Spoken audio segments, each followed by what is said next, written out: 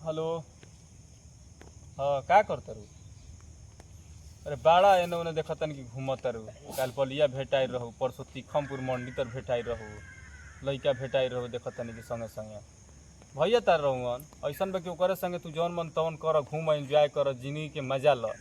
क्रिया खो ना भैया तो रोज भैया रहत रहन। वही न कहीं सुरहातल बैठल रहे तो तोर भैया रहलन, इजो तोर भैया रहलन। कौन बड़ा कि भैया अपन बहनिए संग घूमत रहन रोज।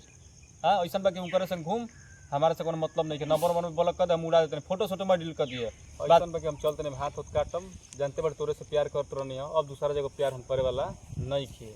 बहुत कीमत से भगवान दिल बनावेलन। ठीक बा, ए बार के बात खत्म। ठीक बा, ओके बाय, गुड डे। ठीक बा, हमारी गाय लिया दो समय भेड़ी हमारे नाम में जाए लगन सब और भैया के नहीं।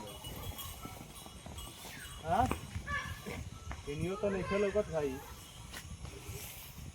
खाली कुछ बैठल बैठा तले देखे दो केने बा, रुको केने बा देखा तनी। चला केने भाई ये सुतल बा का? हाँ रे करे ए ए ओए अरे साला इतना हाथ कटलो बड़ा बड़ा ढेर तो कटले बड़े उड़े ए चक्कर में हाथ कटले बड़े। साला हो जो हम अकेले भेड़ लेके परेशान बने, तू जो लड़की के चक्कर में हाथ करके सुतल बड़े।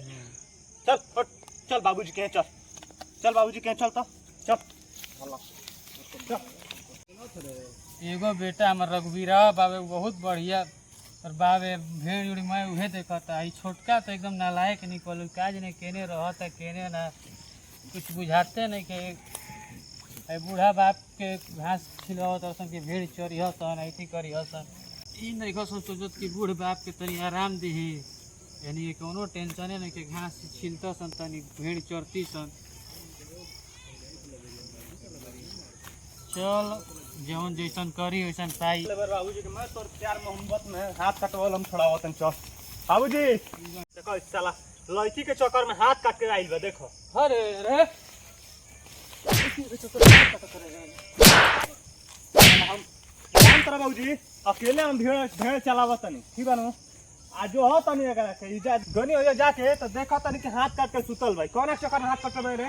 अरे कोनो टेंशने नहीं खे रहा बाबू। काहे नहीं बता सकते तुम?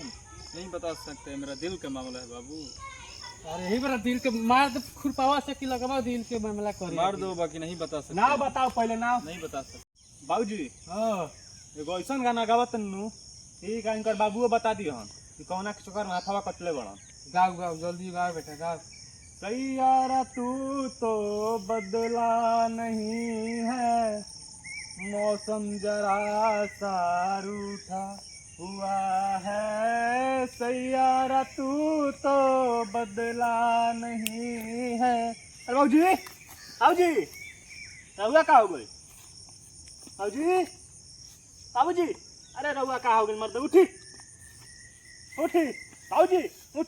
काजल आई लव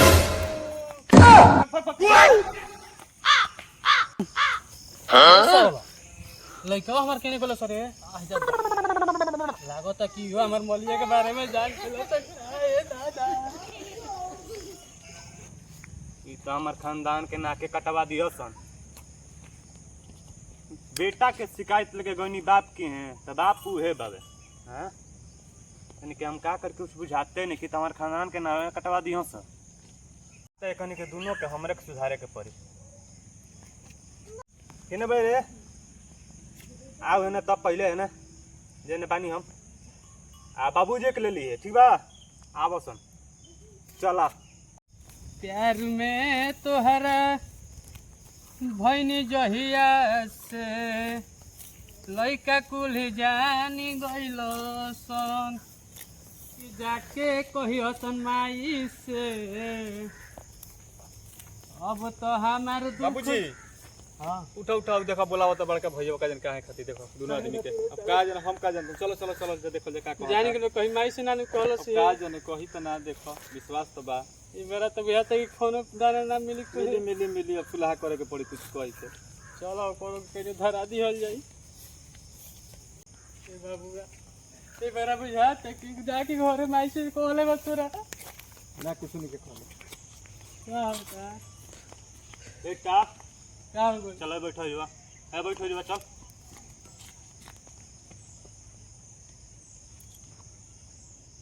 जवानी में कौ गो रहे एगो हो ना ये गहू ना त काजल के है बे उ तो गाँव के रहे बगल वाली।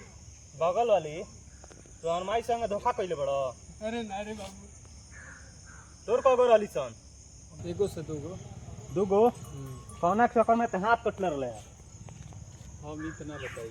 हां कुछ हो ना बताई। काहे ना बताइए तुम ना बताई। हाथ जोड़ो तर तो माई से मत कहिए रे। तार बुढ़ौती में जवानी धइले बा ना रे बाबू गाना सुन के तारा अपर रूपी तार उभर जाता अरे वो पुरान बाती रहे, पुरान बात रहे कहिए जान के तो ऐसा बताओ काजल के छोड़ ना ओकरा के। चलो उठा आज से तोन खाना पीना सब बंद ना रे बाबू माई से कही के तोन खाना पीना मैं बंद करवाई आ तोरो ठीक है ना चल बाबूजी तो मान लगे तू बूढ़ बन तुमका छोड़ देने लेकिन तोरा के अरे ना साला ढेर ना तनी मुनी साला हमारे खानदान के नाक डुबा देलक तनी के चलो तोरा समाचार लिख जा थक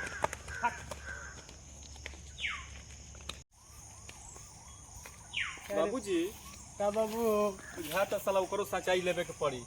ऐसे के देखले बनी कहने ना बड़ भाई है लाज लागत रह डर लागत रह साला मारे लगी। गोबर निकल गेल भाई। गोबर निकल गेल भाई हम देखन त एक दो दिन से आवत रहला फिर कट लेबे फिर फोन करी ओकर मलिया रुका रुका अब रुका 2 मिनट हम बताओ रुका हम देख के आवत नहीं अबे रुक जा जल्दी पता का के आ। आवते बानी बस 2 मिनट रुक जा बस 2 मिनट के समय। हेलो हां क्या होता खाना पीना हो गई हाँ और सब ठीक बनू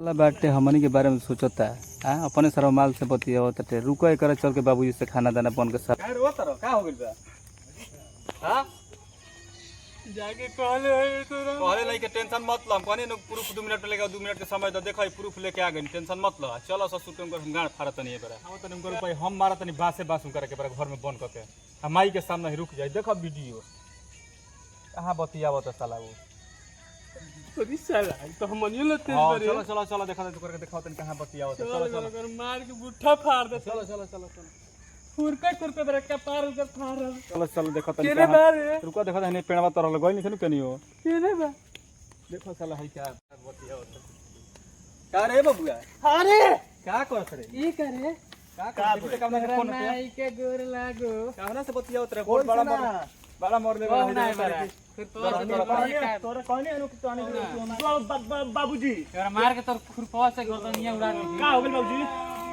ये का करत बा का बोल हमनी के तो बेल्टे बेल्टे मार। अरे छोड़ दी जादी जे तरह रौरा बापम मारो और मारो मारो अरे बाबूजी छोड़ ये तो मत मारो मारो अब मारो साला मारो मारो ना वही जवानी साला मारो लाते मारो